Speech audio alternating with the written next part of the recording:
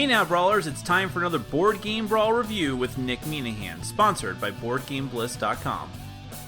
Hey now, folks, today we're going to take a look at Pandemic Legacy from Z-Man Games. Now, this is the blue version of the game. There is a red version. There is no functional difference. Only the box color is different. It's a marketing ploy, and also because they wanted to give people a chance, if they wanted to play more than one game at the same time, to have two different looking covers so you can keep them separate. That's all that is. So it doesn't really matter which one you get. Although it's interesting that blue seems to be outselling red by a wide margin from what I've seen. I don't know, whatever that is.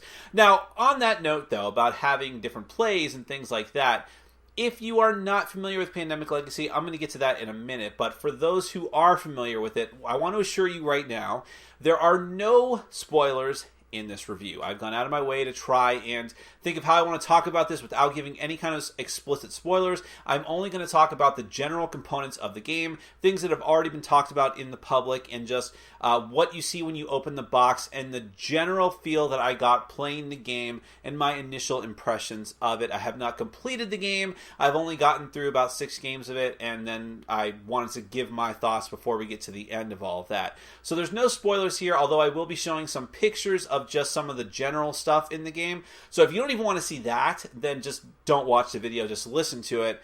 But other than that, I think you're going to be okay. So for those of you who have no idea what the hell I'm talking about, Pandemic is an incredibly popular game. It's been out for a number of years now from Z-Man. It's become very, very popular, enough that it is on store shelves on Target and Walmart. It's not quite to Ticket to Ride level, but it may be one day. It's a fully cooperative game where players take control of first responders and scientists who are trying to stop a global outbreak of 4 different diseases before they absolutely obliterate the world and its population. Now, Pandemic Legacy plays almost exactly like the original Pandemic. In fact, when you first open the box for Pandemic Legacy, you can play the game as normal Pandemic. The rules even suggest that you do so if you are not familiar with the original game. Play it a couple times, get your feet under you, figure out what's going on, then jump right into the Legacy mode of the game.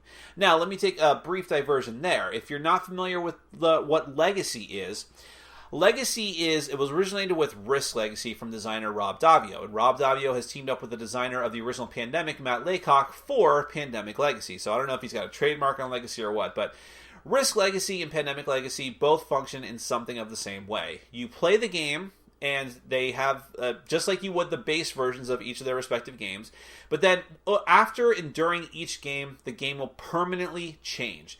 Stickers will be put on the board permanently. You'll write on the board. You will tear up cards. You will unlock achievements that open up special compartments in the box and envelopes, which will add more stuff permanently into the game, such to the point that after you get through a certain amount of games, your game will be completely different than everyone else's and will be just changed. It will not be the same. It will never be the same again. Now, in Risk, that was a big, sprawling, territory control, basic war game.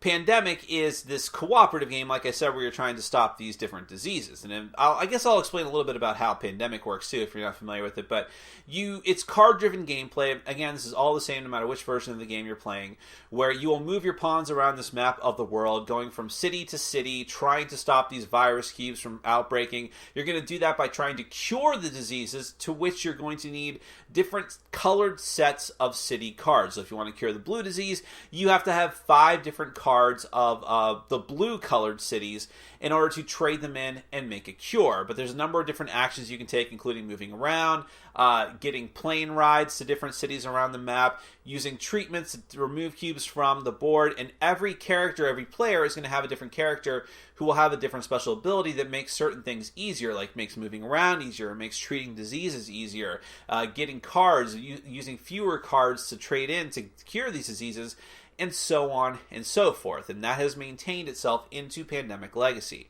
However, what can change in this game is, everything. The way that viruses behave, they get stronger, they get weaker. The way that your characters are, they can get stronger, they can get weaker. Even though it's some of the same archetypes from the original Pandemic, now you can see them in a new light because of different abilities that go on to them. The cities can change. They can get stronger and weaker as well. They can get modified. Sometimes bad things happen to them. Sometimes good things happen to them. And so on. The game actually takes place over a year of game time, which means that technically speaking, it goes from January to December. Every game session can be 1 month, so the minimum amount of games you would have is 12. The maximum would be 24 because you get 2 shots at every month to get it right. If you don't get it right after 2 tries, that's it. You have to move on. In other words, if you fail the game 2 times, you go on to the next month no matter what. Now, I really think it would be impossible to play this game in 12 months, and it would be really unlikely, I think, that you would have to play the full 24 games. It's probably, for most people, going to fall between like 16 and 20. We've played 6 games, and that's gotten us up to April, so we've done okay, I think. But I think where you can expect to fall in is 16 to 20 by the end of it. And when you do finish this game, no matter how many games it takes you, it is going to be done, from what I understand, unlike Risk Legacy, which can continue on. You can keep playing the game as much as you want. It just won't evolve any further. And speaking of that evolution, as far as how things change, the main impetus for that working in Pandemic Legacy is that there is a deck of what they call legacy cards. I won't tell you too much about them, but they'll give you instructions as to when things will happen in the game. You'll just read the top card, draw cards when it tells you to, stop when it tells you to, read what they have to say. It will add elements to the game. It will tell you how to add other elements. There's whole other sheets of little pockets that you'll pop open when instructed to do so. They're numbered and lettered in certain instances. There's also other compartments in the box, like these little storage bins that you'll also have to rip open to add other tokens and things to the game when requested to do so. But you don't do anything until you meet certain conditions. So the whole game is just about a series of achievements and underachievements depending on how poorly you do. Sometimes you have to do things that are bad because that's just the way things go. One interesting aspect is that in the original Pandemic, there was a difficulty. In other words, you would decide every time that you played the game whether you were playing an introduction level, normal level, heroic, legendary, and the game's difficulty would change drastically depending on which mode that you chose. Pandemic Legacy doesn't actually have that. Rather, when you first start the game, it's at a certain difficulty, and then from game to game, depending on how well you do or how poorly you do, you will get thematically funding or cut funding from the government, which will let you, let me see if I want to actually say that or not, if it's a spoiler. It's probably too much of a spoiler. But the game will become easier for you or more difficult for you. So it's kind of mean of the government, but if you're doing really well, they're like, hey, thanks very much for saving billions of people. We're cutting your funding. Sorry. But that's how the game modifies difficulty. So that's why I say that it is unlikely you'll have to play the entire 24 games, because no matter what, the game is going to get more easy for you to a certain degree.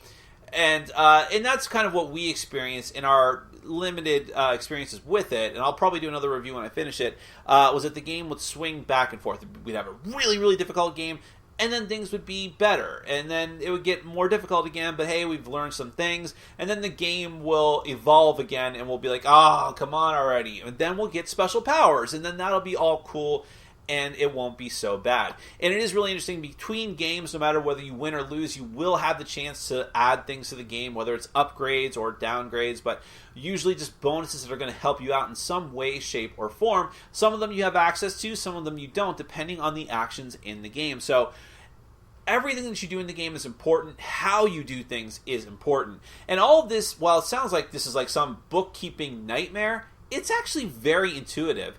Because Pandemic works so well, I guess we're jumping into the review section here, by the way.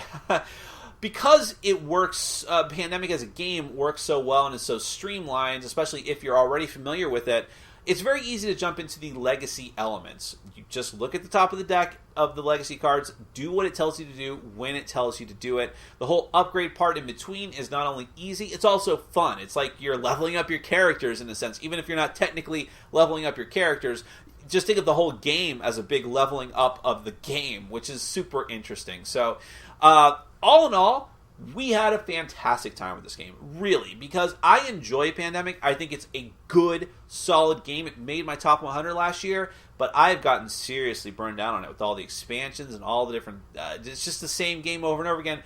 with different stuff thrown in, but I just got kind of sick of it. But this has breathed new life into it for me because it just makes it so fascinating. Wasn't sure how the legacy elements would work with Pandemic. It works wonderfully. I already can't wait to finish this season. This is actually called Pandemic Legacy Season 1, and find out what they're going to do for Season 2. I can't wait. I hope they beat that dead horse until it's a crater in the ground because of how fun this has really been for us. And again, it's all very intuitive. It's fun popping open those packages and all of that. There's some not really any major changes to the gameplay except those that happen as it evolves. And all of them make the game more interesting and fun, which just makes me think like, wow, I wish they had actually instituted some of these ideas in the expansions for the original, most of which the modular things in those different expansions were just too clunky and I didn't want to use. The gradual way they're introduced here makes it far more interesting. And by the way, as a little aside, everyone I've ever known in Pandemic ignores the rule where you have to keep your hand secret to yourself. You just show it to everyone or reveal it to everyone or constantly talk about it because that's just a dumb rule. You can always tell people what's in your hand if asked, but not just show them. This Pandemic Legacy just says right up front, just show your hand all the time. Just keep it on the table, which I think is great. But that's a minor thing.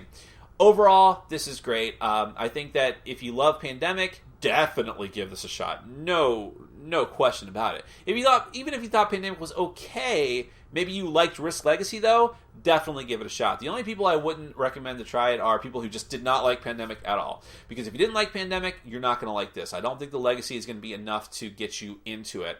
And people who are anti-Legacy, who might like Pandemic and want to try and make this game not that, like, I've seen a lot of threads on Board Game Geek like, oh, put laminate down and you don't have to tear out these cards, and people who are just trying to work around the legacy aspect so you can keep resetting the game when you want to.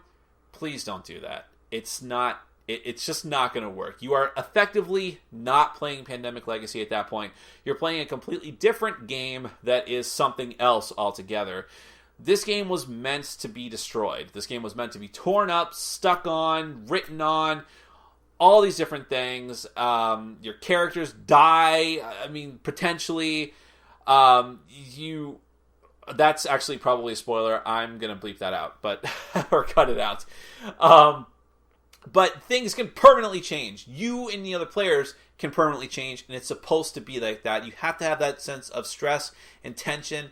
I wouldn't want to see that taken away, and I don't think that you should. If you feel like you need to do that, if you need to preserve this game, like, I think that up to 16 to 20 plays potentially is plenty. If you don't think you're going to get your money's worth out of that, and you feel the need to change this and not do the legacy thing, don't buy the game. Just buy Pandemic and the expansions, and don't worry about this. I really and truly mean that. It would upset me to know that people out there are effectively playing the game like it was not supposed to intended to be, and really depriving yourself of all the fun of it. I really enjoy Pandemic. I really enjoy legacy aspects. The two of them together work surprisingly well. So I had a fantastic time, and so did the other players. And I can't wait to play through the entire sequence of the game and then come back and report on to you about it and tell you my final closing thoughts, and maybe even have like a review with spoilers, so that everyone can discuss it together in the comments. It's just a fantastic experience. That is Pandemic Legacy Red or Blue Season 1 from Z-Man Games. Highly recommended. Thanks for watching. Follow us on Facebook, Twitter, and Patreon. And make sure to check out our sponsor, Board Game Bliss, where you can find an amazing selection of games from around the world. BoardGameBliss.com. Thanks for your support.